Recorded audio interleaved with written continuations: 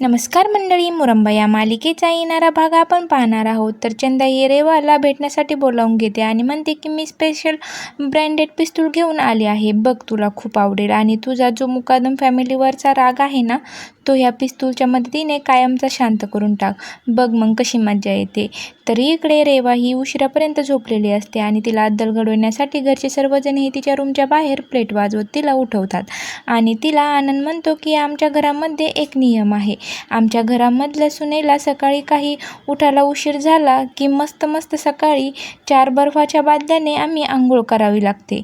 तेव्हा तर रेवाला आता खूप मोठा धक्का बसतो. त्या बर्फाच्या बादल्या बघून तर रेवाचा चेहरा बघण्यासारखा होतो. आनंद म्हणतो की रात्री झोप नाही का लागली?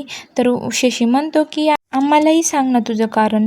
तेव्हा रेवा विचार करते की मी काय एकदा यांना सर्व काही सांगितलं तर अक्षयलाही ते कळल्याशिवाय राहणार नाही. तर आता रेवा सांगेल का ते सत्य, हे पाहणं खूपच रंजक ठरणार आहे. अशाच मालिकेचे नवनवीन व्हिडिओ पाहण्यासाठी चॅनलला लाईक, शेअर आणि सबस्क्राईब नक्की करा.